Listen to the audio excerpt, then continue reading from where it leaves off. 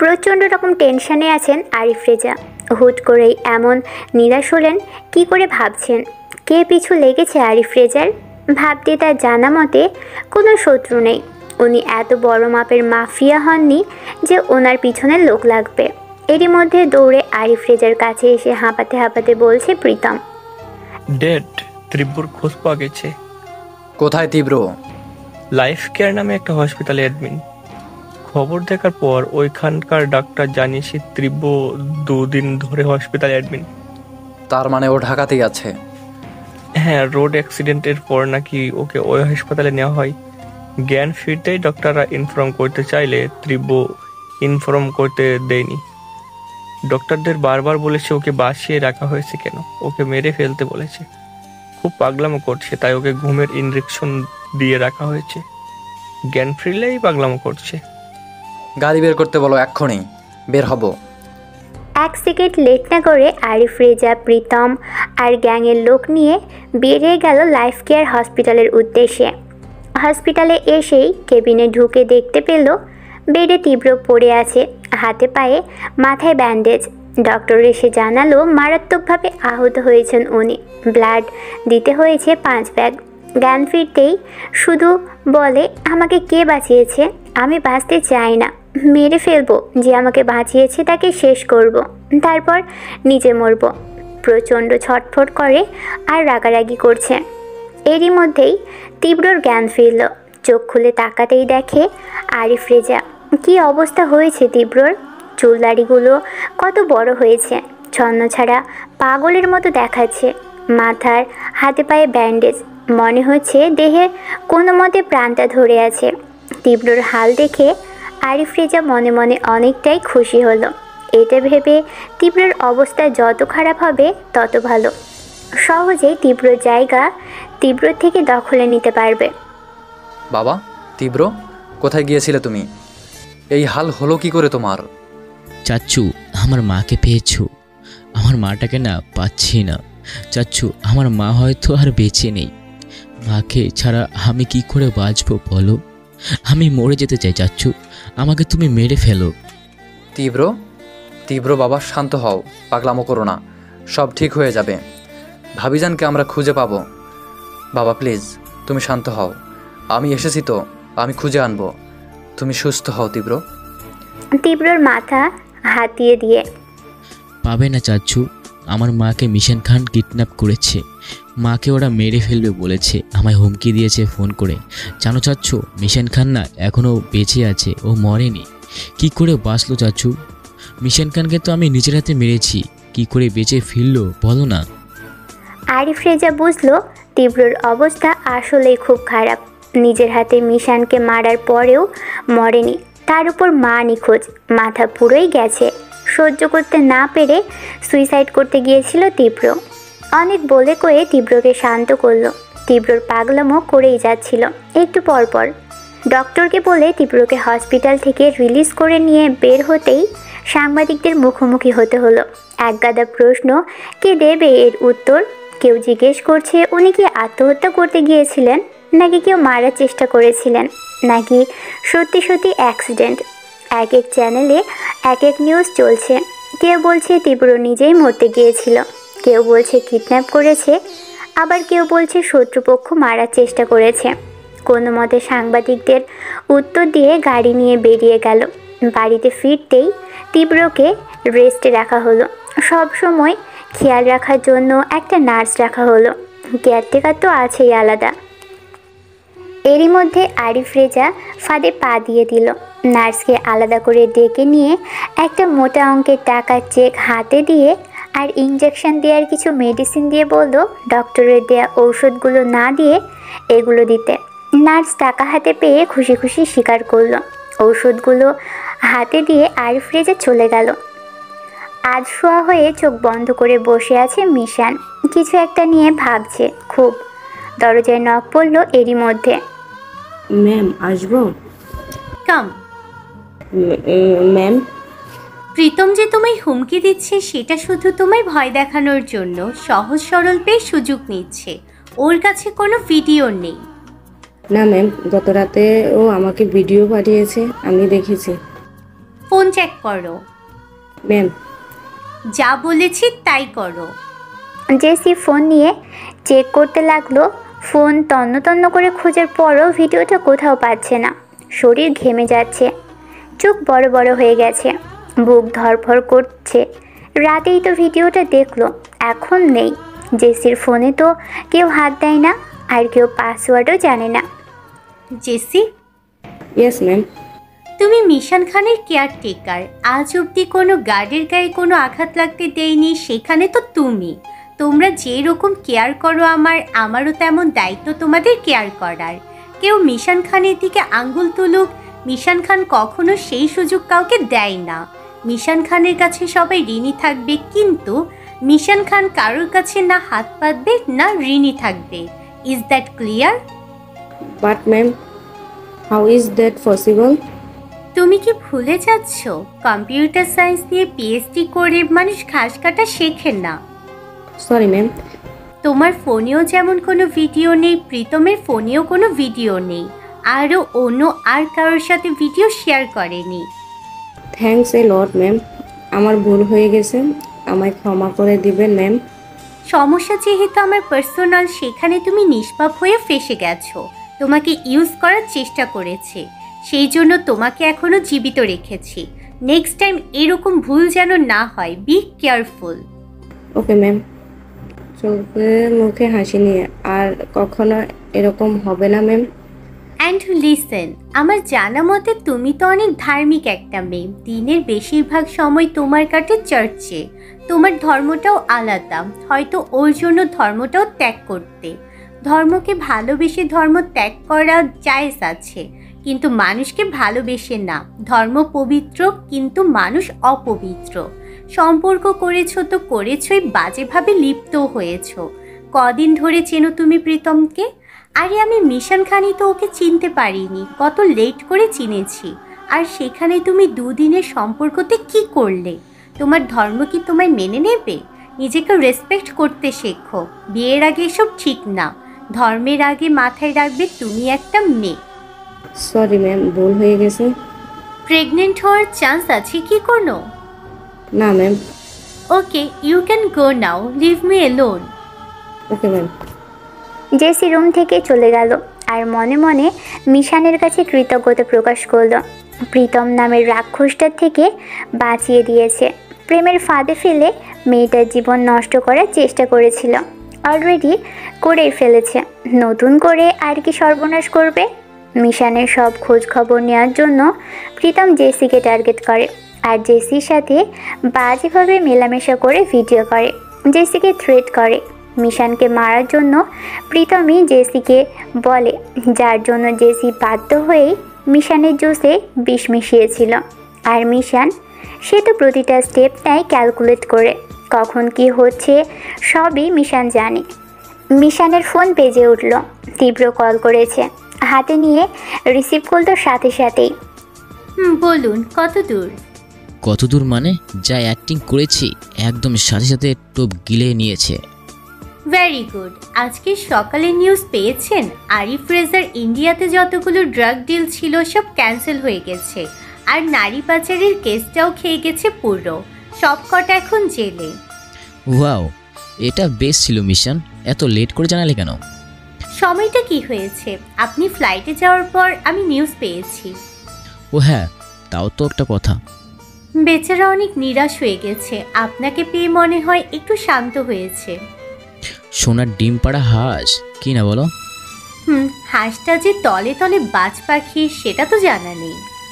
ওয়াইদাবে mission, I think চাচ্ছু কোনো জাল ওষুধ মেডিসিনের সাথে বিশাল এক লিঙ্ক আছে। Are you sure? হতে পারে, আমাকেও জাল মেডিসিন দেওয়া হয়েছে। নার্সকে মোটা অঙ্কের টাকা দিয়ে ওষুধগুলো দিয়ে চলে গেছে। আর ইন্টারেস্টিং ব্যাপারটা হলো মিশন, মায়ের ঘরে কিছু ওষুধের বক্স পেয়েছি। ওই ওষুধগুলো আমার ওষুধগুলোর একই কোম্পানি আর একই লুক। আমি তোমাকে ছবি দিচ্ছি, দেখো। ওকে পাঠান, আমি খবর নিচ্ছি। আর হ্যাঁ, be careful, okay? Yes ma'am. And listen তীব্র, হোয়াট? আই থিঙ্ক এটাই বেটার হবে। আমিও তাই ভাবছি মিশন। তোমাকে যেটা কাজ দিয়েছি সেটা করো, এদিকটা আমি দেখছি। হুম। দিন যাচ্ছে আর তীব্র আরিফ রেজার সামনে অভিনয় করেই যাচ্ছে। কৌশলে তীব্র আরিফ রেজাকে কন্ট্রোলে রাখছে, আর অপরদিকে মিশান আর রায়হান খান আরিফ রেজার সব লিঙ্ক কাট করছে। প্রতিটা দিন আরিফ রেজার জন্য বিষাক্ত হয়ে যাচ্ছে। রাত পোহালেই একটার পর একটা খারাপ খবর শুনতে হচ্ছে। এভাবেই বেশ কয়েকদিন কেটে গেল। রাত অনেক হয়েছে। নাসরিন জাহান তার অসুস্থ ছেলেকে মাথায় জলপটি দিয়ে বসেছিল পাশে। স্বামী অনেকক্ষণ আগেই ঘুমিয়ে গেছে। 12টা বাজার পর ছেলের রুম থেকে বেরিয়ে নিজের রুমে যেতেই ড্রয়িং রুমে কিছু একটা পড়ে যাওয়ার আওয়াজ পাওয়া গেল। আস্তে আস্তে পা টিপে টিপে ড্রয়িং রুমের দিকে গেল। বাসায় তো কোনো বেড়ালও নেই, তাহলে শব্দ কিসের? এটা ভেবেই ভয় পাচ্ছে। ড্রয়িং রুমের লাইট জ্বালাতেই দেখলো পুরো রুমে কেউ নেই। এদিক ওদিক তাকাতেই দেখে সব ঠিকঠাক আছে। এরই মধ্যে খেয়াল হলো বাসার গেটটা আটকানো না, কোনো মতে চাপানো। নাসরিন জাহানের স্পষ্ট মনে আছে রাত 10টার দিকে তিনি ভালো মতো চেক করেছে গেট আটকেছে কিনা, কিন্তু এখন খোলা কি করে? স্বামীকে ডাক দিতে যেও কি মনে করে যেন ডাক দিল না। শরীর প্রচণ্ড পরিমাণে ঘামছে আর হৃদস্পন্দন বেড়ে যাচ্ছে। দরজার কাছে যেই আটকাতে যাবে তখন ফ্লোরের দিকে খেয়াল করলো ফোঁটা ফোঁটা টাটকা রক্ত দেখে ছিটকে গেল নাসরিন জাহান। সামনের দিকে তাকাতেই দেখে দরজার বাইরে ফোঁটা ফোঁটা রক্ত সিঁড়ি বরাবর। সাহস করে দরজা খুলে বের হয়ে দেখলো রক্তের ফোঁটাগুলো সিঁড়ি দিয়ে উপরের দিকে গেছে। 1 পা 2 পা করে রক্তের ফোঁটাগুলো ফলো করে উপরে উঠতে উঠতে একদম ছাদ অবধি চলে গেল। ছাদে পাড়া দিতেই বড়সড় ঝটকা খেয়ে ভয়ে ছিটকে গেল। চোখ বড় বড় করে তাকিয়ে আছে আর ঢোক গিলছে। ছাদের রেলিংয়ে হেলান দিয়ে দাঁড়িয়ে ইলেকট্রিক সিগারেট টানছে আর উপর দিকে ধোঁয়া ওড়াচ্ছে কেউ একজন। একেতেই অন্ধকার, তার মধ্যে এমন ধোঁয়া উঠছে বোঝা যাচ্ছে না কে এটা, তবে একজন লম্বা চওড়া পুরুষ মানুষ। কে? বলতে বলতেই ছাদে লাইট জ্বালালো নাসরিন জাহান। লাইট জ্বালাতেই চোখ ছানা বড়া হয়ে গেল। সামনে তীব্র দাঁড়িয়ে আছে। নাসরিনের দিকে তাকিয়ে ডেভিল স্মাইল দিয়ে বলল, কেমন আছেন নাসির জাহান? স্যার আপনি এখানে এখন? অবাক হচ্ছেন হুট করে কেন তোমার বাড়িতে এলাম এই সময়? স্যার কোনো দরকার হলে কল করতেন, আমি যেতাম। ম্যাডামের খোঁজ পেয়েছেন? তীব্র কোনো উত্তর না দিয়ে নিচের দিকে এগিয়ে সেদিক তাকাতে লাগলো। তারপর বলল, বাড়িটা মেবি আমার টাকা দিয়ে বানানো, তাই না নাসির? জি জি স্যার। তোমাকে মাস গেলে কত বেতন দিতাম? 1 লাখ স্যার। বোনাস? বেতনের সমানই দিতেন স্যার।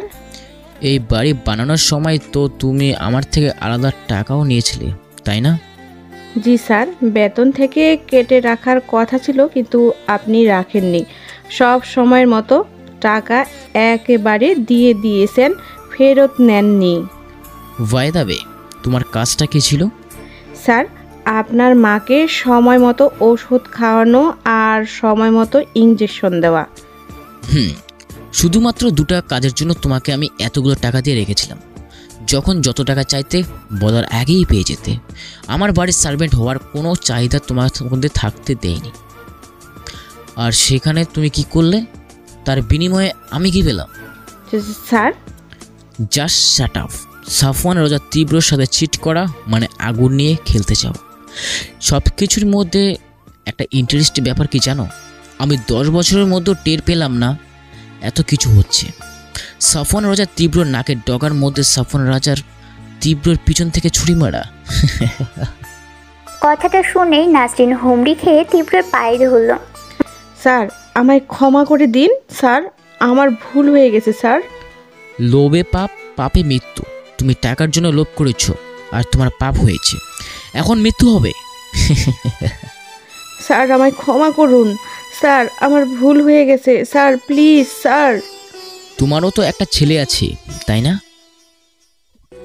তোমার ছেলেই পারবে আমার কষ্টটাকে বুঝতে, আর তোমার ছেলেকে কষ্টটা বোঝানোর জন্য তোমাকে না ফেরার দেশে পাড়ি জমাতে হবে। স্যার না স্যার, এমন করবেন না স্যার। Good bye. বলেই কপালে শুট করে দিল। নিথর দেহটা থেকে প্রাণ বেরিয়ে গেল সাথে সাথেই। সকাল হতেই টিভিতে নিউজ। আলী আজাজ নামের এক ড্রাগ মাফিয়ার ক্রস ফায়ারে মারা গেছেন। উনি শুধু ড্রাগ মাফিয়া নয়, নারী পাচারের সাথে বিশাল হাত ছিল। সাথে এসকে কোম্পানির নামে একটি জাল ওষুধের কোম্পানিও ছিল।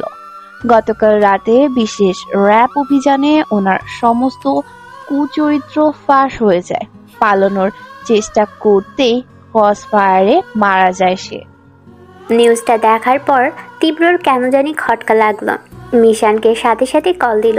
ওপাশ থেকে রিসিভ করতেই, হে মিশান, আজকে নিউজ দেখছো? কিসের নিউজ?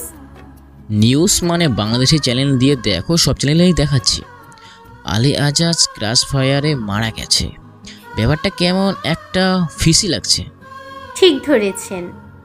ওয়াইদা বেব, এত শব্দ কিসের? কোথায় তুমি? এই তো আপনার বাড়ি প্রায় কাছাকাছি। হোয়াট? এই ভালো করে বলো, কোথায় কোথায় তুমি? Wait 5 minute, I call you back. বলেই ফোন কেটে দিল। Mishan, hello hello.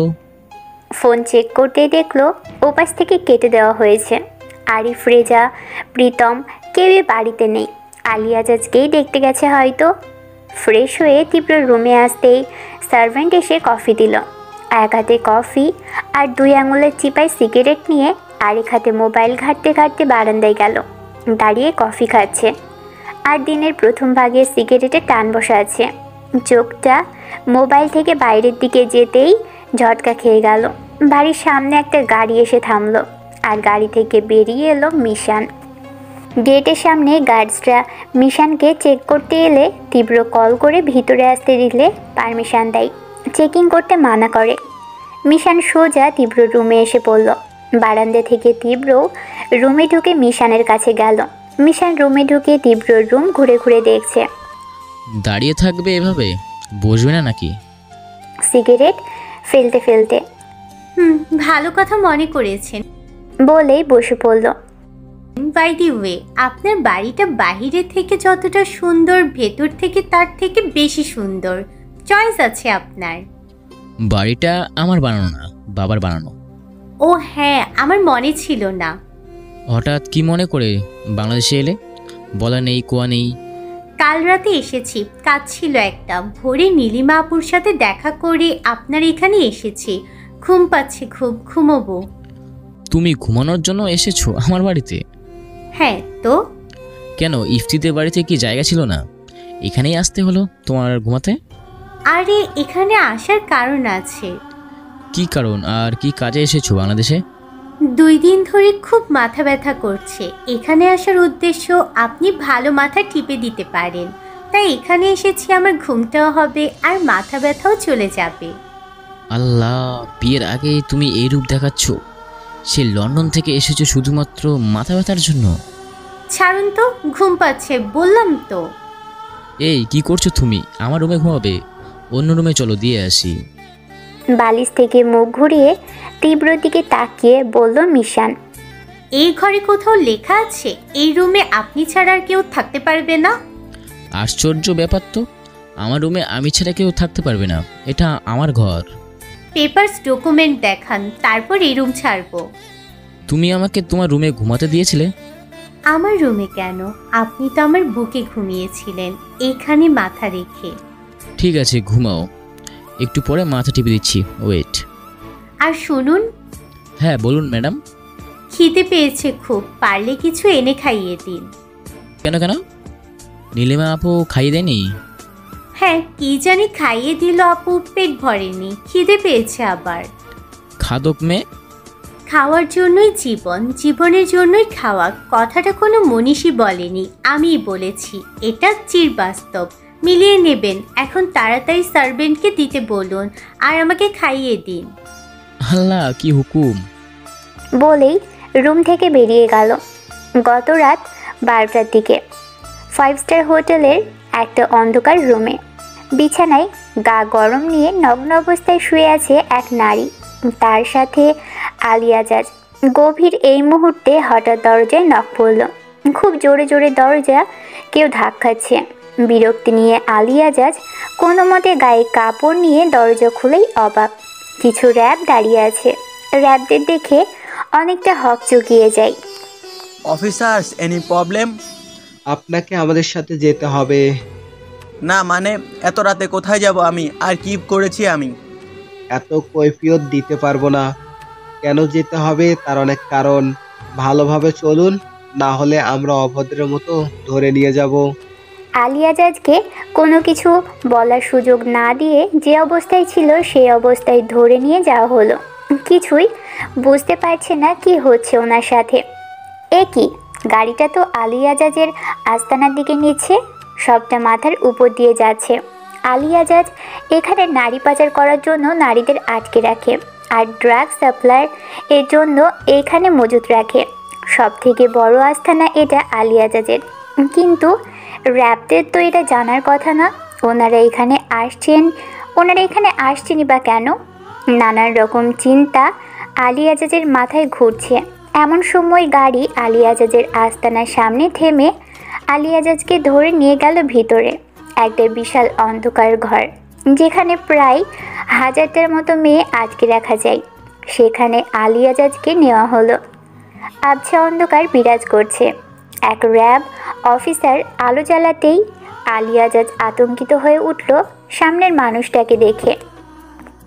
একটা চেয়ারে পায়ের উপর পা তুলে বসে আছে মিশান খান। আলো জ্বালানোর সাথে সাথেই মিশান চোখ বন্ধ করে নিল। পাশে থেকে মিশানের একজন গার্ড র্যাবদের বলল, প্রথমবার আলো সহ্য করতে পারে না ম্যাডাম, এই লাইটটা অফ করে ওই নীল রঙের লাইটটা অন করুন, ওটা কম আলো হয়। আবছা অন্ধকারেও মিশান ম্যাডাম থাকতে পছন্দ করে। সরি ম্যাম, আমি এখনই চেঞ্জ করছি।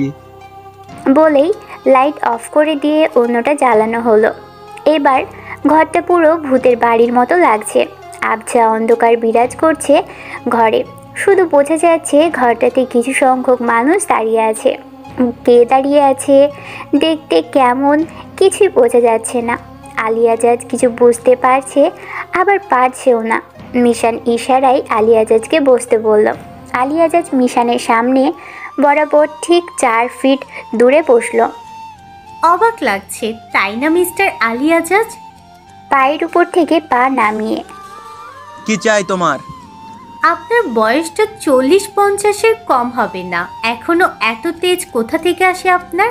নিজের বউকে নিজের হাতে মেরে পরনারীর সাথে রাত কাটান, কেন করেন এসব এই বয়সে? তার কৈফাত আমি তোমায় দিতে যাব কেন? My life, my rules, my styles. ও আচ্ছা, বুঝলাম, কিন্তু একটা প্রশ্নের কৈফিয়ত তো আমার চাই আলিয়াজাজ। কি? আমার মায়ের সাথে তোমার কি শত্রুতা ছিল? ঘুরে ফিরে আমার মাকে কেন মারতে হলো? কেন মেরেছ আমার মাকে? কথাটা শুনে ঘেমে গেল পুরো শরীর আলিয়াজাজের। কি বলছো? আমি তোমার মাকে মারবো কেন? কে বলেছে তোমায় এই কথা?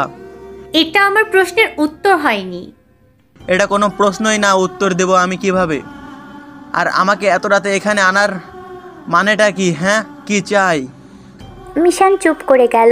চোখটা কিছুক্ষণ বন্ধ করে রইল। তারপর চোখ খুলে আলিয়াজাজের দিকে তাকিয়ে আলিয়াজাজের চেয়ারে একটা জোরে লাথি দিল। ব্যালেন্স কন্ট্রোল না করতে পেরে আলিয়াজাজ মাটিতে উল্টো হয়ে পড়ে যায়। মাথার পিছনে অনেকটা ব্যথা পায়।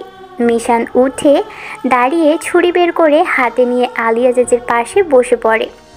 মিশান খানের চোখের দিকে তাকিয়ে চোখ রাঙিয়ে মিথ্যা বলার সাহস হলো কোথা থেকে? আমার সামনে আমার মাকে মেরে আমাকেই বলছিস আমাকে কে বলেছে এই ধরনের কথা? হায় রে মানুষ, তোরা যদি এত ভালো হতি তাহলে কি আজ আমার জীবনটা এমন হতো রে? হ্যাঁ মিশান, আমি কিছু করিনি, তুমি ভুল বুঝেছো। তোমার মাকে আরিফ রেজা মেরেছে, আমি না, ভুল দেখেছো তুমি। তাই বুঝি? মিশান ছুরি নিজের চোখের সামনে নিয়ে ঘুরিয়ে ঘুরিয়ে বলছে, এই ছুরিটা ভালো মতো চালানো শিখেছি তার শুধু একটাই কারণ, তোর পেটের উপর চালাবো বলে। সেদিন আমার বুকে আরিফ রেজা গুলি চালিয়েছিল ঠিক, আমার মায়ের বুকে গুলি চালিয়েছিল তাও ঠিক, কিন্তু আমার মায়ের পেটে যে ছুরিটা চালিয়েছিল সেটা ছিলিস তুই। সেদিন তুই যদি আমার মায়ের পেটে ওভাবে নির্মম করে ছুরি না মারতিস তাহলে আমার মাও আমার মতো বেঁচে যেত। কিন্তু আমার মাকে বাঁচতে দিসনি আমার মাকে বাঁচতে। তাই এখন তোর ভুলের মাসুল দিতে হবে। আলিয়া জাজের দিকে তাকিয়ে, মিশান, কাজটা তুমি ঠিক করেছো না, অনেক বড় মাসুল দিতে হবে বলে দিলাম। আমার কিছু হলে আমার ছেলে তোমায় ছাড়বে না। কোন ছেলে? 3 মাস আগে মরে ভূত হয়ে গেছে সেই ছেলে? লন্ডন যাওয়ার পর যে আর ফিরেনি? মা, মানে কি বলছো তুমি?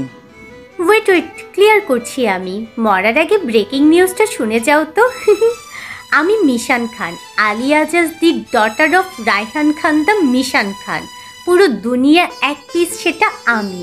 এতদিন তুমি যার সাথে ছেলে ভেবে ফোনে কথা বলছো সে তোমার ছেলে না, আমারই পোষা এক সার্ভেন্ট যে তোমার ছেলেকে কপি করে তোমার উপর পেস্ট করেছে।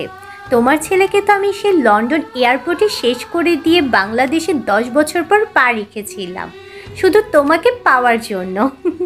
কেঁচো খুঁড়তে সাপ বেরিয়ে এলো। মিশান, ছাড়বে না তোকে আমি। আগে মিশান খানের হাত থেকে তো বেঁচে ফের। বলেই মিশান আলিয়া জাজের পেটে ছুরি আঘাত করতে লাগলো। একের পর এক ছুরি আঘাত করেই যাচ্ছে পুরো শরীরে। শালা মিশান খানকে হুমকি? সাহস দেখাচ্ছিস আমায়? নে বুঝ ঠেলা। আমার সামনে ঠিক এইভাবে তুই আমার মাকে আঘাত করেছিলিস ছুরি দিয়ে, ঠিক এইভাবে। তোকে তো আমি এর থেকেও কঠিন করে শেষ করব। এখান দিয়েই তুই আমায় হুমকি দিছিলি, তাই না? পাশে থেকে কেউ একজন বলল, ম্যাম, হি ইজ ডেড। মিশানের এতক্ষণে হুঁশ ফিরল, হাত রক্ত দিয়ে ভরে গেছে। আর আলিয়া জাজ, সে তো কখনই ইহজগৎ ছেড়ে গেছে। এতগুলো ছুরির আঘাত এমন নির্মমভাবে মানুষ হত্যা করতে পারে। সামনের র্যাবগুলো মিশানের এমন কাজ থেকে চোখ বন্ধ করে নেয়। এই দৃশ্য উপভোগ করার মতো দৃশ্য না। আশেপাশের সবাই ভয়ে কাবু হয়ে আছে মিশানের এমন রূপ দেখে। Officers, yes ma'am. Shoot him. Ma'am, he is completely dead. রক্তচক্ষু নিয়ে মিশান র্যাবদের দিকে তাকাতেই তারা সবাই সাথে সাথে রিভলভার তাক করে আলিয়া জাজের ঠিক যে জায়গায় মিশান ছুরি আঘাত করেছে ঠিক সে জায়গায় তারা গুলি করল। হাই অফিস থেকে এনকাউন্টারের পারমিশন আছে। মিশানের টাকার পাওয়ার আর আলিয়া জাজের সমস্ত কুচক্রের এভিডেন্স সব মিলিয়ে প্রপার প্ল্যানিংয়ের সাথেই মার্ডারকে ক্রস ফায়ারে পরিণত করে দিল। কিছুক্ষণ পর তীব্র হাতে খাবার নিয়ে এসেছে। মিশান বালিশে মুখ দিয়ে উপুড় হয়ে শুয়ে আছে। তীব্র এসে ডাক দিল, ঘুমিয়ে পড়ছো নাকি? না। বলেই সোজা হয়ে মুখ ঘোরালো তীব্রর দিকে। মন মরা লাগছে কেন তোমায়? কি হয়েছে বলবে তো? দিন দুনিয়া ভালো লাগে না।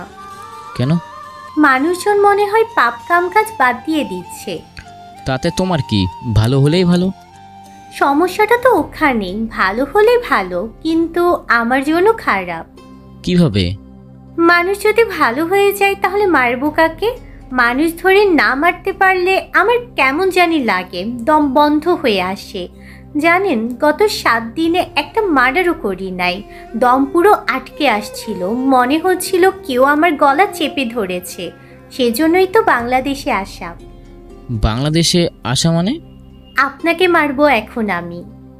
তীব্র চোখের দিকে তাকিয়ে তীব্র খিলখিল করে হেসে দিল মিশানের কথাই। ঠিক আছে, খাবারটা খেয়ে নাও আগে, তারপরে যা করার করো। বলেই খামচে খাবার তুলে মিশানের সামনে ধরল। হাত দিয়ে খাইয়ে দেন না।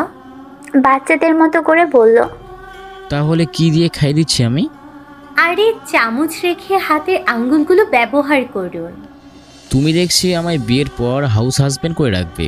এই বলছো মাথা টিপে দিতে, এই বলছো খাই দিতে। বাপরে, ভাবতেই তো কেমন লাগে। মিশানের মুখে খাবার দিতে দিতে বলছে, হাউস হাজবেন্ড না তো, রুম হাজবেন্ড। আপনাকে দিয়ে আমি সবার কাজ করাবো নাকি? খালি আমার কাজ করাবো, আর টেনশন নেবেন না, আপনাকে দিয়ে আমি এই দুটো কাজই করাবো, আর কিচ্ছু করাবো না। একটা সিক্রেট কথা আছে, শুনবে? না, বলার দরকার নেই, থাক। কেন? সিক্রেট কারোর সাথে শেয়ার করতে নেই।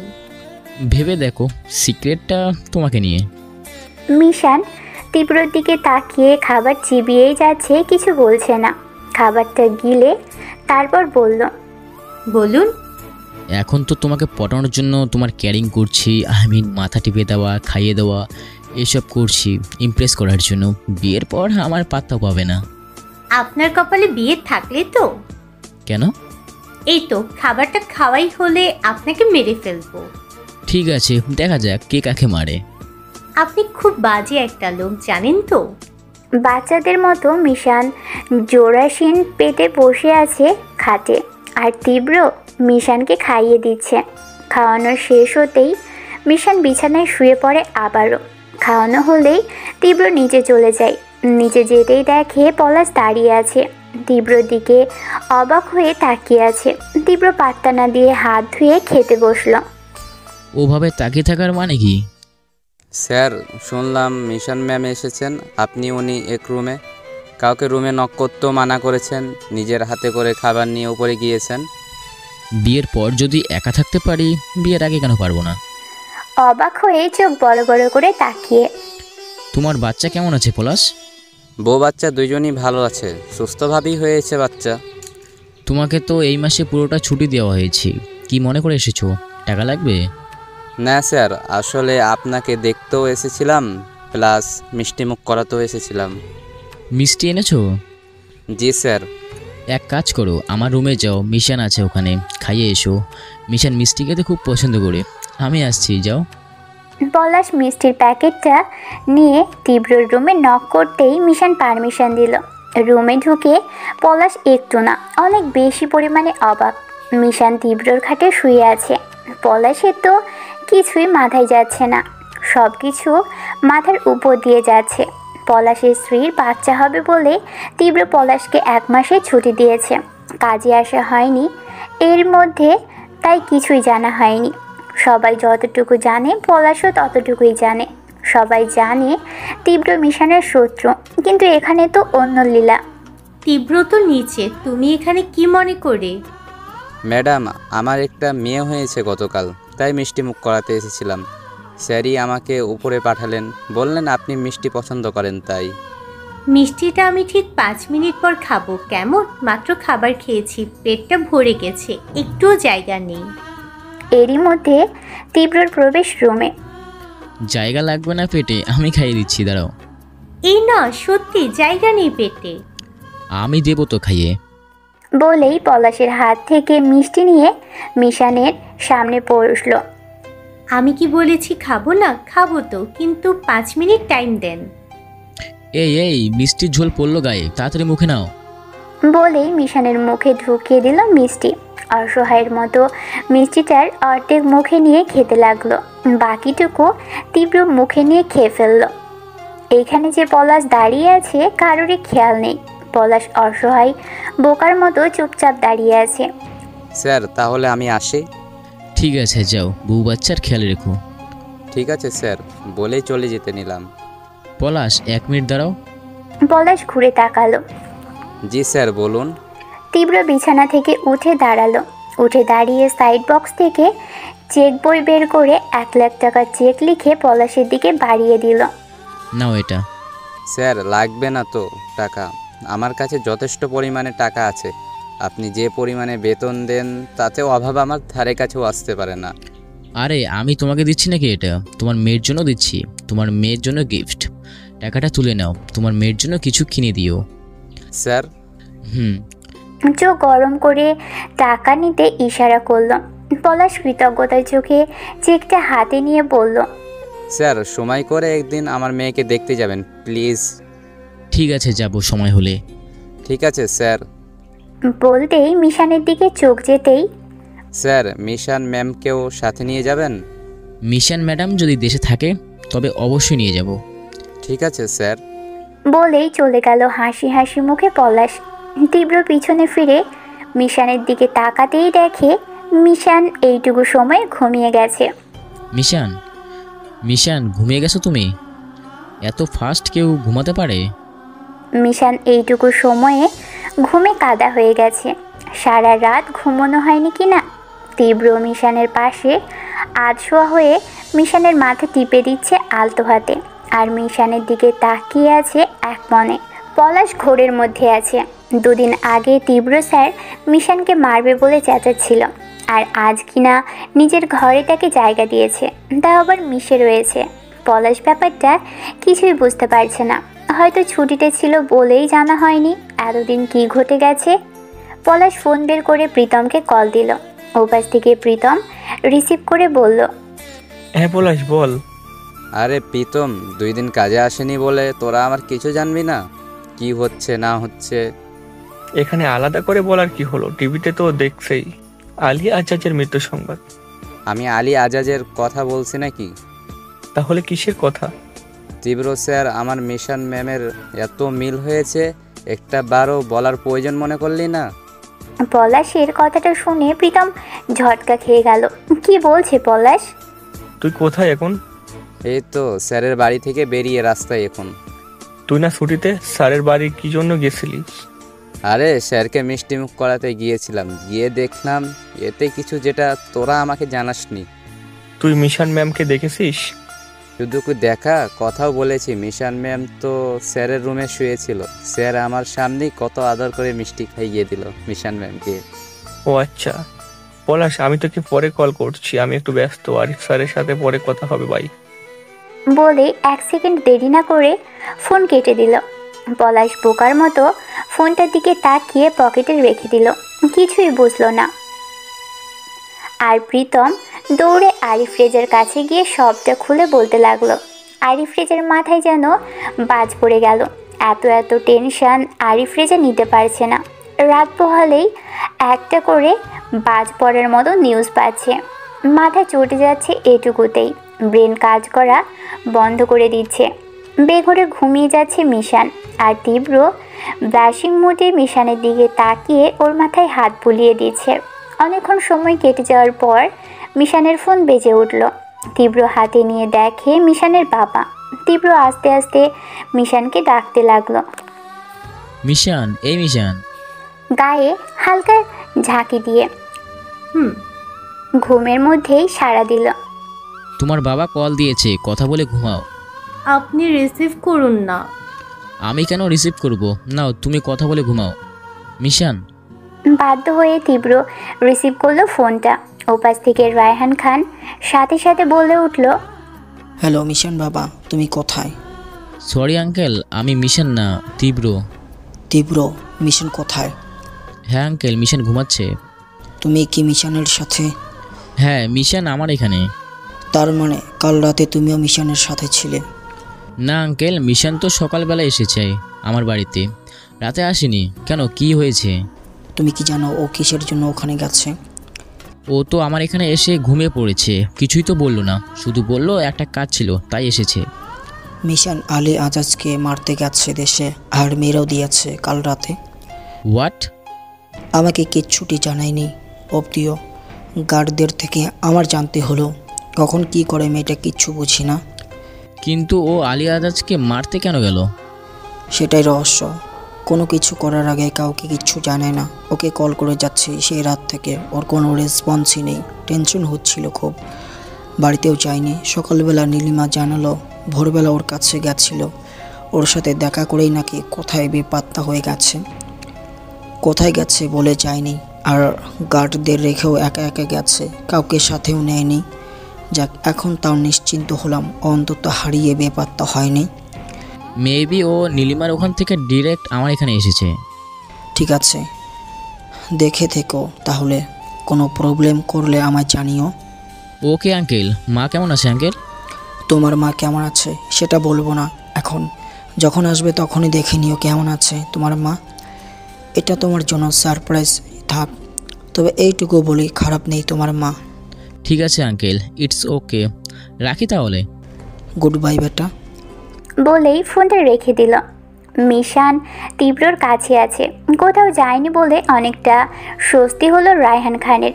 মিশান যতই শক্তিশালী হোক, তবুও ও একটা মেয়ে, তাই বাবা হওয়ার দায়ে টেনশন থেকেই যায় মেয়ের জন্য। রায়হান খান কখনো মিশানকে মাফিয়া হিসেবে দেখে না, নিজের মেয়ে হিসেবেই দেখে। মেয়ের মাকে হারিয়ে বুকের এক পাশ ফাঁকা হয়ে গেছে। মেয়েকে হারিয়ে নিরাশ হতে চান না উনি। সবার কাছে খারাপ মানুষ হলেও মেয়ের সামনে ভালো একটা বাবার ক্যারেক্টারই প্লে করেন। তীব্র ফোনটা রেখে এক মনে মিশানের দিকে তাকিয়ে ভাবছে। একটা সময় তীব্র ভাবতো ও লাইফ পার্টনার একদম সাদাসিধে হবে, মিষ্টি ঘরোয়া মেয়ে হবে। আর এখন কিনা সেই তীব্র একটা মাফিয়া কুইনের প্রেমে হাবুডুবু খাচ্ছে। নিজের জেদটা হেরে গেল এই মেয়ের সামনে। দেখতে যতটা মিষ্টি মেয়ে, চালচলন ঠিক ততটাই ঝাঁঝালো।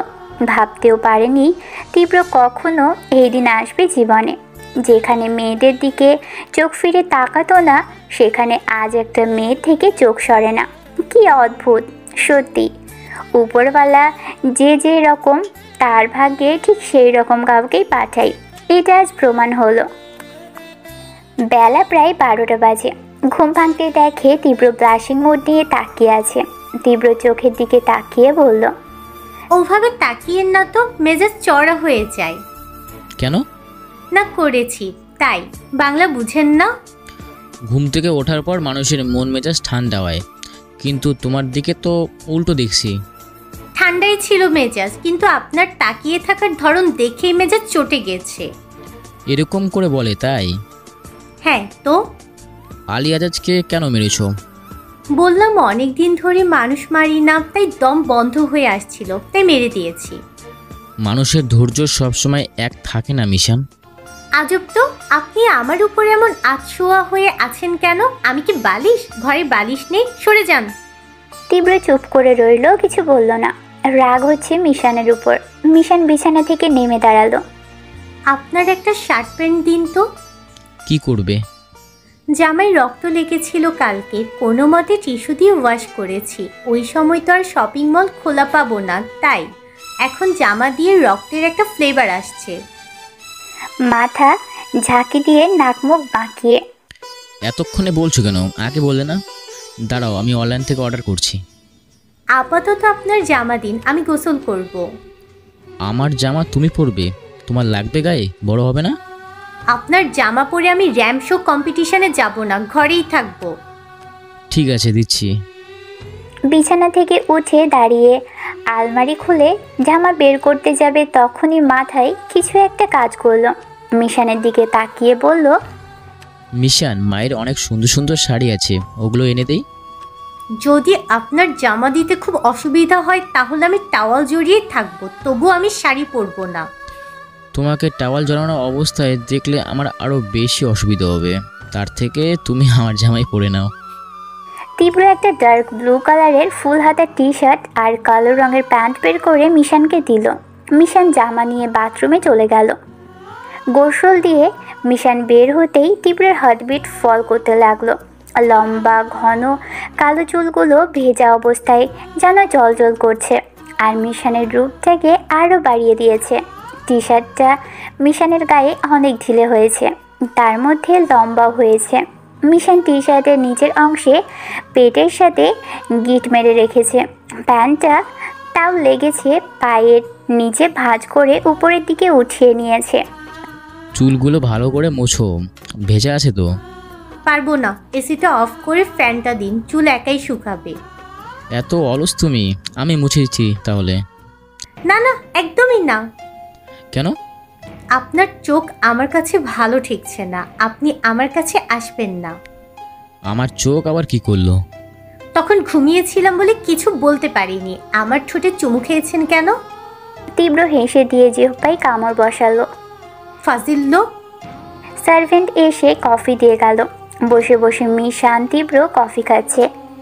তীব্র টিভি অন করতেই সেই একই নিউজ, আলী আজাজের ব্রেকিং নিউজ।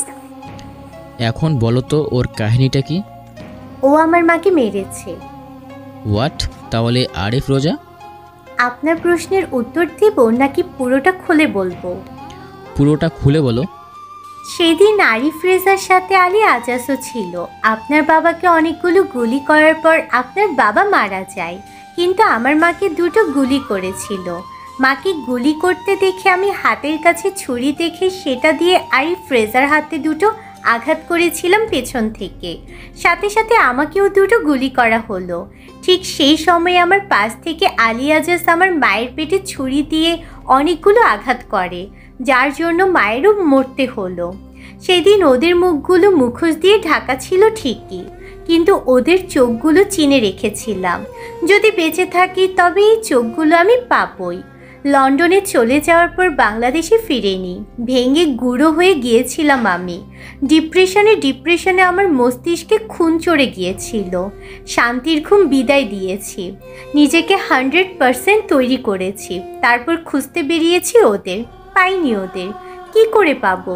ওদের তো আর চিনতাম না, জানতাম না, না পাওয়াটাই স্বাভাবিক। যেতে যেতে 10টা বছর কেটে গেছে।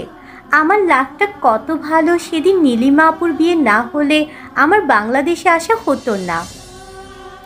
আপুর বিয়ের জন্য বাংলাদেশে আসতে নিতে লন্ডন এয়ারপোর্ট থেকে একের পর এক ক্লু মিলতে থাকে। আলী আজাসের ছেলের বিজনেসের জন্য হাত মিলিয়েছিল ক্রাফটের সাথে, আর ক্রাফটস ওকে কন্ট্রাক্ট দেয় আমাকে মারার। কিন্তু আমাকে মারতে আসার জন্য লন্ডন এয়ারপোর্ট স্টেডিয়ামে পা পড়তেই ওকে শেষ করে দেই।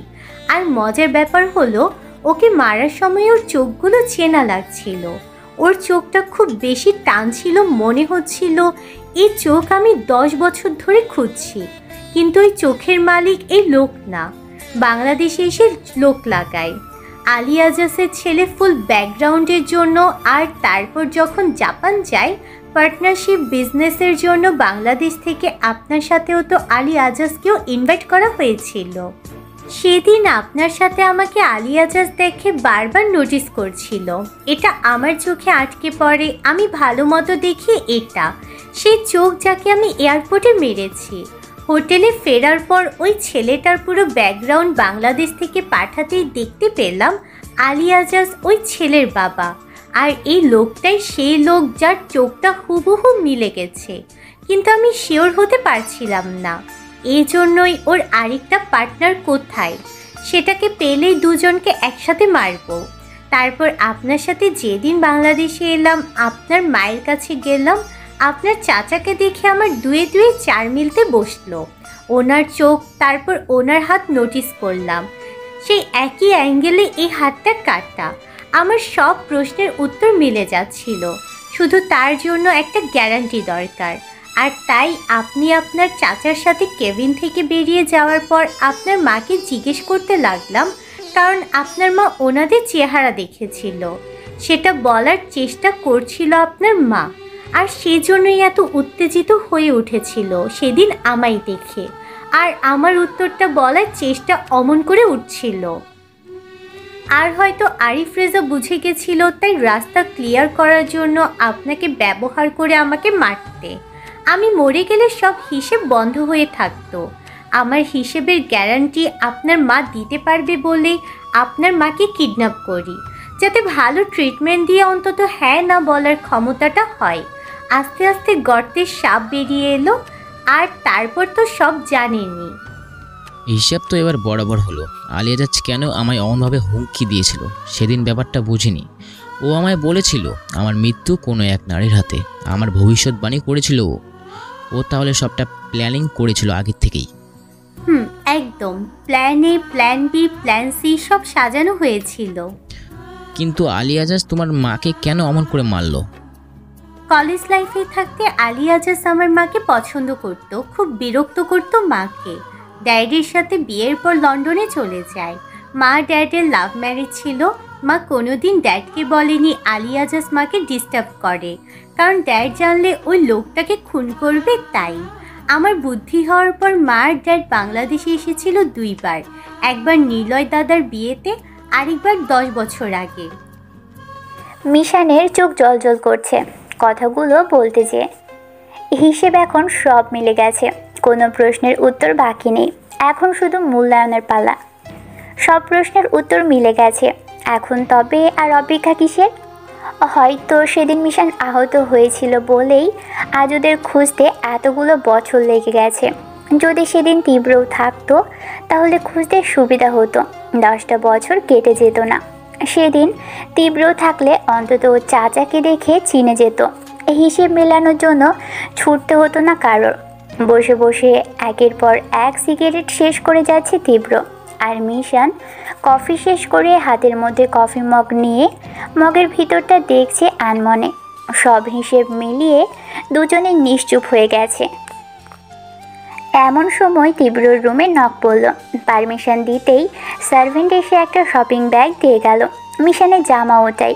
তীব্র ব্যাগটা মিশানের দিকে বাড়িয়ে দিয়ে বলল, নাও তোমার জামা এসে গেছে, চেঞ্জ করে নাও। হুম। ড্রেসটা অবশ্য চেঞ্জ না করলেও হতো, এমনিতে ভালো লাগছে, তোমার হিপ হাপাদের মতোই লাগছে। আমার না একটা জিনিস খুব মন চাইছে। কি? এমনিতে তো অর্ধচাঁদের নেই আপনার নাক বাঁকানো, এখন আপনার নাক বরাবর একটা ঘুষি দিয়ে নাকের সামনের অংশটা ঠোঁটের সাথে মিলিয়ে দিতে মন চাইছে। তুমি কি আমার নাক নিয়ে অপমান করলে? অপমান মনে হলে অপমান, সুনাম মনে হলে সুনাম। হাসছো কেন? বলার মুড নেই। চেঞ্জ করে ফিরতেই দেখে তীব্র গালে হাত দিয়ে বসে আছে। হাতে তীব্রর জামা নিয়ে মিশান ভ্রুকুচকে তাকিয়ে তীব্রর সামনে দাঁড়ালো। নিন আপনার জামা। তীব্র হাতে নিল টি শার্ট আর প্যান্টটা। একটা জিনিস ভেবে দেখো মিশান, কি? আমাদের বিয়ের পর আর আলাদা আলাদা জামা কিনতে হবে না, আমারগুলো পরলেই তোমার চলবে। তোমার গায়ের মাপে তো আমার গায়ে হবে না, তাই আমার জন্য বেশি বেশি করে কিনবো, সেগুলো দুজন মিলেমিশে পরবো, কেমন? মিশান চুপ করে তীব্রর দিকে তাকিয়ে ঠোঁট চেপে আবারও হেসে দিল। ওয়াইদাবে জামাগুলো এত গরম কেন? আয়রন করে এনেছো নাকি? মিশান কিছু না বলেই চোখ গরম করে নিঃশ্বাস ফেলে। দাঁত কিরমির করতে করতে তীব্রর গলা চেপে ধরল দুই হাত দিয়ে। সবসময় শুধু উল্টো পাল্টা কথা কই থেকে আসে আপনার? হ্যাঁ, মরলাম, ছাড়ো। ছাড়বো না, মেরে ফেলবো। আমি মরলে তোমার কি হবে? ছাড়ো প্লিজ, দম আটকে আসছে। মিশান ছেড়ে দিল গলা, ছেড়ে দিয়ে তীব্রর বুকের মধ্যে দিল একটা ঘুষি। উরে বাপ রে, দিছে রে আমার হাড় গুঁড়া করে। মিশান উল্টো ঘুরে হেয়ার ব্যান্ড নিয়ে চুল ঝুটি করতে যাবে, এমন সময় তীব্র উঠে দাঁড়িয়ে মিশানের দুই হাত চেপে ধরে মিশানকে পিছন থেকে আষ্টে পৃষ্ঠে ধরল। মিশানের দুই হাত একসাথে করে মিশানের পিঠের নিচে আটকে ধরল এক হাত দিয়ে। কি করছেন কি? ছাড়ুন। এত তেজ কেন? এখন পারলে ছাড়িয়ে দেখো। মিশানের কানের কাছে যেয়ে বলল, ছাড়ুন বলছি, খুব খারাপ হবে কিন্তু। তোমার কি মনে হয় ভয় পাই আমি? দেখো, রাগ সবসময় কন্ট্রোল করে থাকতে হয় আমার। নেক্সট টাইম যদি আমার গায়ে হাত তোলো, তোমার খবর আছে। কি করবেন আপনি? ডেভিল স্মাইল দিয়ে মিশানের বাম কানের কাছে মুখ নিয়ে কানের লতিতে দিল একটা কামড়। আউচ! ব্যথা পেয়ে চোখ বন্ধ করে নিল। ব্যথা পেলে মিশান? এটা তো এক্সাম্পল ছিল, নেক্সট টাইম এমন করলে এই থেরাপিটা তোমার ঠোঁটে হবে। ঠিক আছে, আর গায়ে হাত তুলবো না আপনার, ছাড়ুন এখন। ঠিক আছে, হাত পা কোনো কিছুই তুলবো না। মোট কথা আপনার থেকে 5 ফিট দূরত্ব বজায় রেখে চলবো, আপনার ধারে কাছেও যাব না। না কাছে আসবে তো না কাছে আসবে না। কেন শুধু হুট করে গায়ে হিট করাটা অফ করে? ওকে ওকে। বিশ্বাস করে তীব্র ছেড়ে দিল মিশানের হাত। মিশান পিছনে না তাকিয়ে সোজা তীব্র থেকে 5 ফিট সামনে চলে গেল। তারপর তীব্রর দিকে ঘুরল, রিভলভার হাতে নিয়ে টার্গেট করলো তীব্রের দিকে। খুব স্মার্ট ভাবে নিজেকে, তাই না? ভালোভাবে কথা বলছি, মিশছি বলে মাথায় উঠে নাচবেন? মিশান খানকে কতটুকু জানেন? শালা এই কঠিন মনটার ভেতরে অনেকটুকু জায়গা দিয়েছিলাম। হ্যাভ ইউ এনি আইডিয়া কতটা উন্মাদ আমি আপনার জন্য হয়েছিলাম? বিশ্বাস করেছিলাম আপনাকে, আর আপনি কি করলেন? আমার বিশ্বাসের সুযোগ নিয়ে আমাকে ঠান্ডা মাথায় মেরে ফেলার প্ল্যান সাজালেন, বুকের উপর গুলি চালিয়ে দিলেন। খুব কষ্ট হচ্ছিল আমার সেদিন আপনার ওই কাজে। আমার রাগ হচ্ছিল না, কষ্ট হচ্ছিল। আমার বুকের এই জায়গাটাতে চিনচিনে ব্যথা হতো। ডিসিশন নিলাম আপনাকে তিলে তিলে শেষ করে দেব। পরক্ষণেই মনে পড়ল আপনি তো আমার দুপুরের তাস, আপনাকে বাঁচিয়ে রাখতে হবে। আমার টার্গেটে যেতে হলে আপনাকে লাগবে, তাই বাঁচিয়ে রেখেছিলাম। কি ভেবেছেন আপনাকে পছন্দ করি তাই আপনাকে কিছু বলছি না? নাও ইজ ডান মিস্টার তীব্র, ইউর টাইম ইজ আপ। তীব্র মিশানের দিকে নির্বাক হয়ে তাকিয়ে আছে। কি হচ্ছে বুঝলো না কিছুই। তীব্র চোখ বড় বড় করে তাকিয়ে আছে মিশানের দিকে। মিশান চোখ বন্ধ করে রিভলভারের হামার চাপ দিতেই বুলেট বেরিয়ে গেল তীব্রের দিকে। গলিটা তীব্রের কানের পাশ দিয়ে যেয়ে সোজা তীব্রের বারান্দা বরাবর গিয়ে বাইরের দিকে চলে গেল। আর একটা গার্ডের কপাল বরাবর লাগলো গলিটা, সোজা নিচের দিকে পড়ে গেল শরীর। তীব্র পিছনে তাকাতেই দেখলো ইমরান নামের একটা গার্ড ছিল, গলিটা ওরই লেগেছে। তীব্র মিশানের দিকে তাকালো। 10 মিনিট আগের ফ্ল্যাশব্যাক। তীব্রর রুমের বারান্দায় গ্লাসের পাশেই সোফায় বসানো তীব্র সেখানেই বসেছিল। মিশান তীব্রর গলা ছেড়ে দাঁড়ানোর পর বারান্দা শুয়ে দাঁড়িয়ে তীব্র মিশানের হাত আটকে ধরেছিল। মিশানের কানে কামড় দেওয়ার পর চোখ বন্ধ করে নেয় মিশান, আর চোখ খোলার পর দেখে মিশানের শুয়ে তীব্রর একটা ছবির ফ্রেমের গ্লাসে দেখতে পেল কেউ একজন ওদের দিকে রিভলভার টার্গেট করবে ভাব। মিশান তীব্রর কথায় সায় দিয়ে হাত ছাড়িয়ে রিভলভার তীব্রর দিকে টার্গেট করে, ওই লোকটাকে কনফিউশন ধরানোর জন্য। যখন লোকটা বুঝলো মিশান তীব্রর দিকে রিভলভার টার্গেট করেছে তীব্রকে মারবে বলে, সেই সময় লোকটা কাউকে কল করে কিছু একটা বলল, আর তারপর রিভলভার মিশানের দিকে টার্গেট করলো। এক ডালে দুই পাখির মারার প্ল্যান। যদি তীব্রকে মিশান শ্যুট করে তাহলে ওই লোকটা মিশানকে করবে। একসাথে মিশান তীব্র দুজনেই শেষ। বাড়ির চারপাশে টাওয়ারের মতো পিলার উঠানো, যেখানে গার্ডরা থাকে আর আশেপাশে পর্যবেক্ষণ করে। ইমরান বারান্দার ওই টাওয়ারটাই ছিল। তীব্রর দিকে গুলি ছোড়ার আগেই মিশানের চোখের ইশারায় তীব্র সবটা বোঝা যায়, আর গুলি বের হবার পর কৌশলে মাথা সরিয়ে নেয়, আর কানের পাশ বরাবর গুলিটা যেয়ে লোকটার কপালে লাগে। That's it. ইমরান তীব্রর গার্ড হলেও ছিল আরিফ রেজার লোক। আরিফ রেজাই এই কাজ করতে বলে। ভাইরে ছলনা মহি, তুমি কি নারী নাকি নারী বেশে কোনো দেবদূত? চোখ বড় বড় করে তাকিয়ে, আজের পেঁচাল বাদ দিন, বের হতে হবে, রেডি হন। অ্যাক্টিংটা কিন্তু জোশ ছিল মিশান। যেদিন সত্যি সত্যি করবো না শুট তখন বুঝবেন মিয়া। ওকে ওকে ওকে, বাই দ্য ওয়ে, লাঞ্চ করবে না?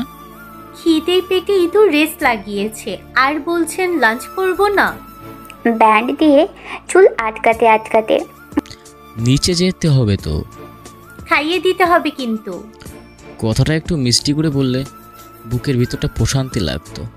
ব্যাপার না, চলো দেবনি খাইয়ে। তীব্র রেডি হয়ে নিল একবারে বেরিয়ে যাওয়ার জন্য। মিশান তীব্র নিচে গেল। সার্ভেন্ট চেয়ার টেনে দিতেই মিশান তীব্র পাশাপাশি বসলো। আরেকজন সার্ভেন্ট খাবার সার্ভ করতে লাগলো। ওয়াও, বিরিয়ানি! আমি অনেকগুলো খাবো। বাচ্চাদের মতো খুশিতে জলজল করে।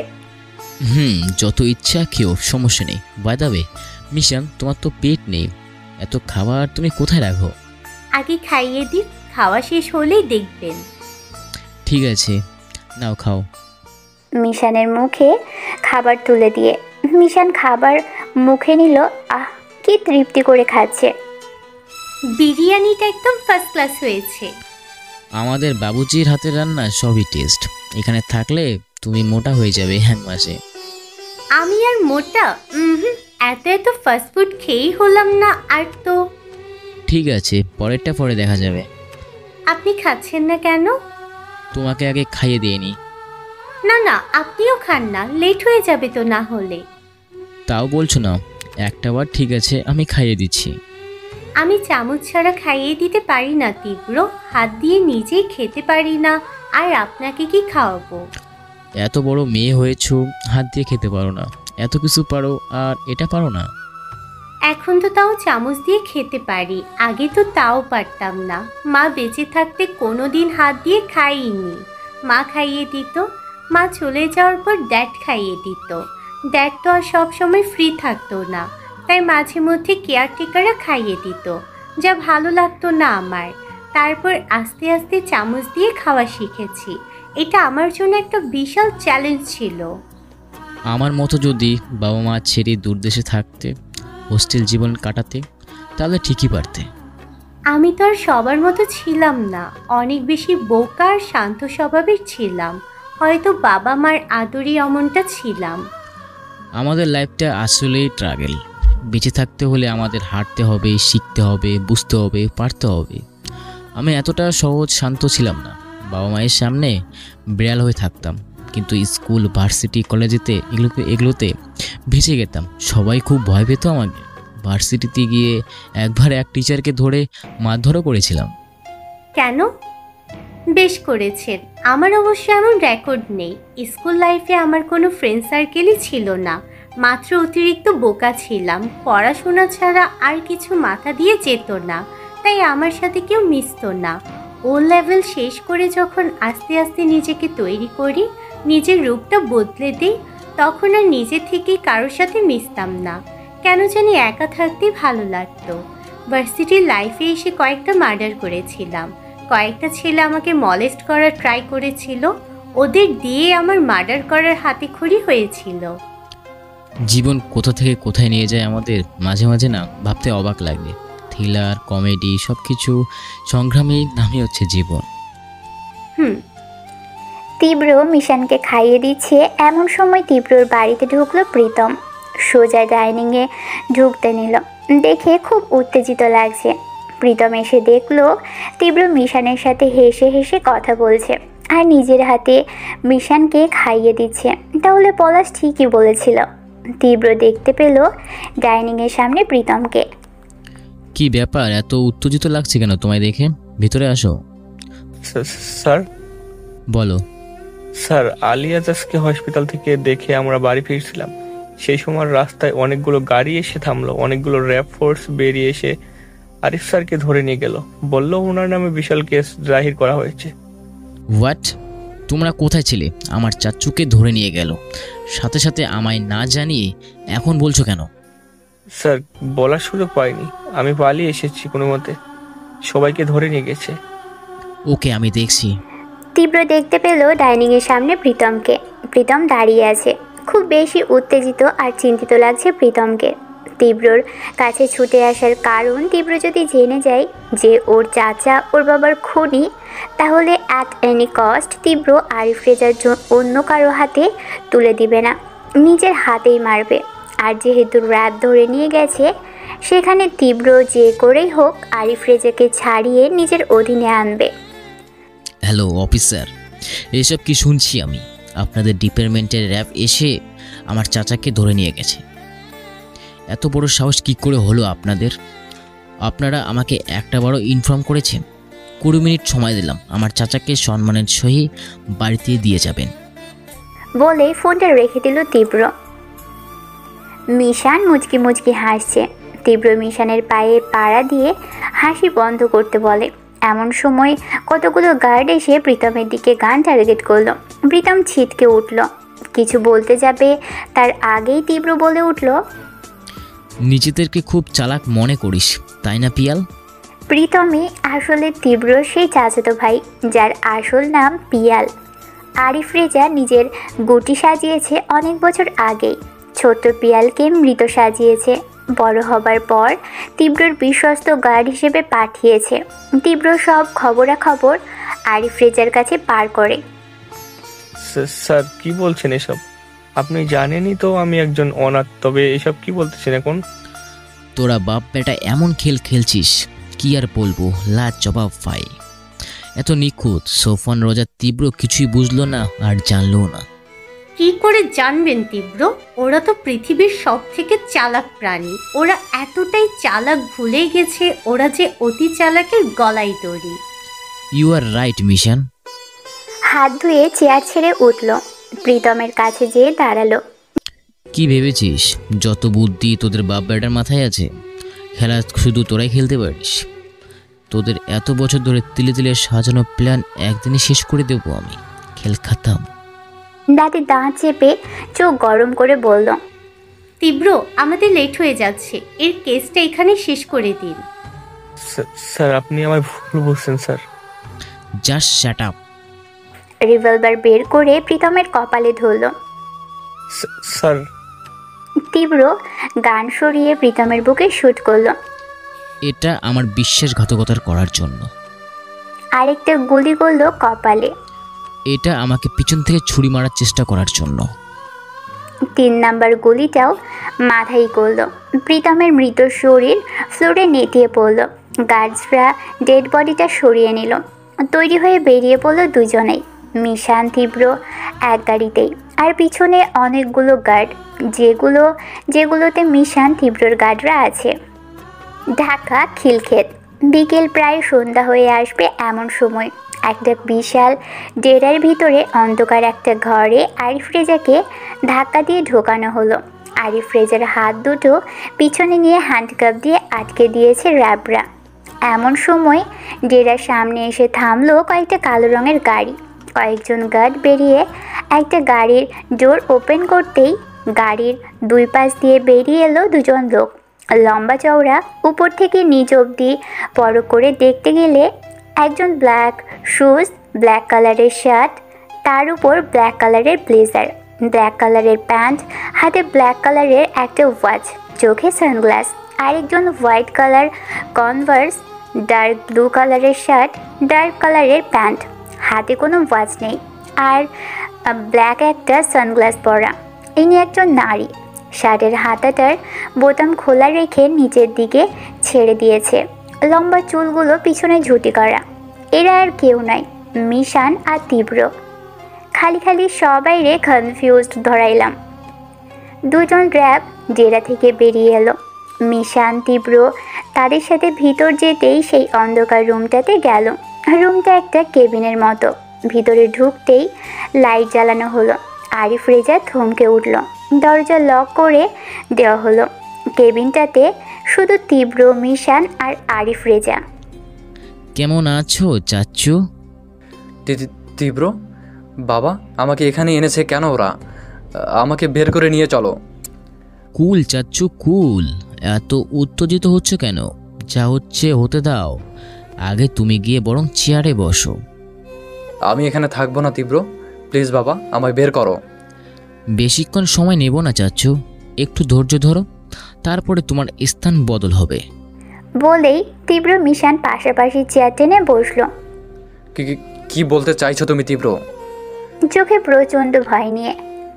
তুমি বসো তো চাচ্চু, উত্তেজিত কম হও। তোমার সাথে কিছু কথা বলেই তোমার যেখানে যাওয়ার ইচ্ছা তোমাকে সেখানে পাঠিয়ে দেব। ডোন্ট ওয়ারি চাচ্চু, বসো বসো। আরিফ রেজা চেয়ারটাতে বসলো। মিশান, শুরুটা কি তুমি করবে নাকি আমি করব? অবশ্যই আপনি তীব্র, এটা আমাদের পার্সোনাল ব্যাপার। আমি কিছু করব না, আজকে শুধু আমি দেখব। আরিফ রেজার আর বুঝতে বাকি রইল না কি হতে যাচ্ছে তার সাথে, তবুও ব্যর্থ চেষ্টা বাঁচার জন্য। তীব্র, তুমি ভুল করছো। প্রস্তাবে তুমি অনেক বড় মাসুল দিতে হবে তোমার এই ভুলের। মিশান খানের সাথে হাত মিলিয়ে তুমি যে ভুল করেছো তার প্রতিদান হিসেবে মিশান খান তোমায় বরবাদ করে দেবে। ও রিয়েলি মিশান? ইয়া, আমি তোমার হাতে বরবাদ হতে রাজি। তুমি কি বলো? আমিও আপনাকে বরবাদ করতে প্রস্তুত। কেমন হলো চাচ্চু? মিশানকে তো পারমিশন দিয়ে দিলাম আমি আমাকে শেষ করার। এখন তোমার ব্যাপারটাই আসি। তীব্র, তুমি ভুল করছো। আমি তোমার ভালো চাই। তুমি এই মাফিয়া রাজ্যে পা ফেলার সময় আমার হাতটাই পেয়েছিলে। তোমার খারাপ সময়টাতে আমি ছিলাম তোমার পাশে। না ছিল রায়ান খান, না ছিল মিশান খান। হ্যাঁ, সেটা তো আমি ভুলতে পারিনি চাচ্চু। তবে এটাও তো ঠিক, সেদিন তুমি আমায় কোণাঠাস করেছিলে। আমাকে ব্যবহার করে তুমি ড্রাগস সাপ্লাই করেছিলে। আমার নামে বেচে তুমি ভারতের নারীর পাচার করতে বিদেশিদের রপ্তানি করছো। আমার বাবাকে মেরেছো, আমার মাকে অসুস্থ করে রেখেছো। সব দিক থেকে আমায় তুমি শেষ করে দিয়েছো। এগুলো কি করে ভুলে যাব বলো? কি বলছো তীব্র তুমি এসব? আমি কেন তোমার বাবা মানে আমার ভাইকে মারবো কেন? আমির রেজা আমার রক্তের ভাই। তীব্র, তুমি আমায় ভুল বুঝছো। এই মিশান খান তোমার ব্রেন ফাঁকা করে দিয়েছে ওয়াশ করে। তুমি ওর ফাঁদে পা দিচ্ছ তীব্র। কামান মিস্টার তীব্র, এত টাইম ওয়েস্ট করার কোনো মানেই হয় না। ঝামেলার শেষ দিন না, এতক্ষণ টাইম কেউ নেয় কি আইয়ার? আরে মিশান, আমার চাচ্চু এত বছর ধরে সাজানো প্ল্যান আমি এত তাড়াতাড়ি শেষ করে দেই কীভাবে বলো? মায়া লাগছে তো খুবই। আর একটু টাইম দেই চাচ্চুকে। ও আপনার বাবাকে টাইম দেয়নি তীব্র। ওকে, বলছো যখন সময়টা আর নষ্ট নাই করলাম। বলেই রিভলভার বের করলো। আরিফ রেজার বুক ধরফর করতে লাগলো। কি করবে এখন কিছুই মাথায় যাচ্ছে না। আমায় মেরে ফেলবে ফেলো, কিন্তু এই দেশেই আমার বীজ রেখে যাচ্ছি যে তোমায় শেষ করবে তীব্র। কে বীজ? তোমার ছেলে পিয়াল? কথাটা শুনে চোখ বড় বড় হয়ে গেল। মিশান, আমার চাচ্চুকে একটু ভিডিও ক্লিপটা দেখাও তো। আমার ভাগ্যে আমার বাবার লাশ দেখা মেলেনি তো কি হয়েছে? আমার চাচুর সাথে তা হতে দেব না। তার ছেলের মৃত্যুর লাশ থেকে শুরু করে মৃত্যুর দৃশ্যটা দেখিয়ে দেই। কি বলছো? আমার পিয়ালের কিছু করো না তীব্র। ও চলে যাবে এখান থেকে, তোমাদের কিচ্ছু করবে না। ওকে ছেড়ে দাও। কিন্তু ও তো চলে গেছে চাচ্ছু, তোমার আগেই। মিশান ওর ফোনটা বের করে একটা ভিডিও ক্লিপ বের করে আরিফ রেজাকে দেখালো, যেখানে তীব্র একের পর এক গুলি করে পিয়ালকে মানে প্রীতমকে মেরে ফেলেছে। আর মিশান সেটা নিজের ফোন দিয়ে ভিডিও করেছে। আরিফ রেজা কান্নায় ভাসিয়ে দিয়েছিল। সো চাচ্চু, your time and game is up. Gun point করে। না না তীব্র বাবা, এমন করো না। আমি তোমার চাচ্চু, তোমার বাবার মতো। তীব্র, আপনার রিভলভারে কয়টা বুলেট আছে? যতগুলো আছে ততগুলো এতে এনাফ মিশান। ও নিন, আমারটাও নিন, দুটোই লাগবে আপনার। ও প্রথমে আপনার বাবার বুকের বাঁ পাশে দুটো গুলি করে, তারপর আমার মায়ের বুকে দুটো গুলি করে, তারপর আপনার বাবা দুই হাঁটুতে দুটো করে, তারপর আমার বুকে দুটো করে, অ্যান্ড লাস্ট আপনার বাবার মাথায় করে 3টা গুলি। তাহলে মোট কতগুলো গুলি হলো? অবাক লাগছে আরিফ রেজা? হ্যাঁ, ইটস মিশান খান আরিফ রেজা। যেখানে তোমাদের চোখ দুটোই আমি ভুলতে পারিনি, সেখানে তো এগুলো অতি তুচ্ছ ব্যাপার। তীব্র 1 সেকেন্ড লেট না করে একের পর এক আরিফ রেজার উপর গুলি চালালো, ঠিক যেভাবে ওর বাবার উপর চালানো হয়েছে। আর মিশান সে মনের শান্তি মতো দৃশ্যটা উপভোগ করছে। ক্ষতবিক্ষত প্রাণহীন মৃত শরীরে পরিণত হয়ে গেল মানুষটা। তীব্র চোখ রাগে জ্বলজ্বল করছে। একটা কাঠের বারান্দা, হাতে 1 কাপ কফি, আর সামনে মেঘের ঢেউ। মেঘের নৃত্য চলছে আকাশপথে। বিশাল সমুদ্রের মাঝে যেমন মনে হয় সূর্যটা সমুদ্রগর্ভে ডুবে যাচ্ছে, তেমন এখানে মনে হচ্ছে সূর্যটা মেঘের গর্ভাশয় থেকে বেরিয়ে আসছে। গত রাতে তীব্র মিশানকে নিয়ে সাজিক ভ্যালিতে এসেছে মাইন্ড রিফ্রেশমেন্টের জন্য। পাশাপাশি দুজন দাঁড়িয়ে কফি খাচ্ছে আর মেঘের রাজ্যে হারিয়ে যাচ্ছে ক্ষণে ক্ষণে। আপনার চয়েস আছে, কিন্তু মাইন্ড রিফ্রেশমেন্টের জন্য জায়গাটা একদম পারফেক্ট। এখানে বিশাল অট্টালিকা না থাকলেও এই কাঠের ঘরটাতে যে সুখ আর সৌন্দর্য, সেটা 1000 কোটি দামের হোটেলে থেকে পাওয়া সম্ভব না। পছন্দ হয়েছে তোমার জায়গাটা? একদম। আমি এখানে প্রায় আসি, সব রিসোর্টগুলোতেই থেকেছি, বাট এই মেঘপুঞ্জ রিসোর্টটাই বেস্ট। এখান থেকে মেঘ স্পষ্ট করা যায়। এরকম জায়গায় হাজার হাজার বছর চোখ বন্ধ করে কাটিয়ে দেওয়া যায়। তুমি চাইলে কাটিয়ে দেওয়া যেতে পারে। একটা কুড়ে ঘর তুলবো মেঘের উপর, তারপর দুজনে থাকবো, ছোট্ট একটা সংসার। Just amazing mission. ঠোঁটে মিষ্টি হাসি নিয়ে মেঘের দিকে মুখ করে চোখ বন্ধ করে। সংসার? বিয়ের পর তো জীবনকে সংসারই বলে। মিশানের কথাই তীব্র একটু না অনেকটাই অবাক হলো। বুকে তীরের মতো লাগলো কথাটা। কেন তুমি আমায় বিয়ে করবে না? বিয়ে একটাবার ভেবে দেখেছেন তীব্র? আপনি আমি দুজনে একরকম, শুধু পার্থক্য এইটুকু, আমি রাগ চেপে রাখতে পারি না, আর আপনি রাগ চেপে রাখতে পারেন। হাসি দিয়ে রাগ লুকিয়ে রাখেন, তবুও সেটা মানুষ বুঝে সবার সাথে না।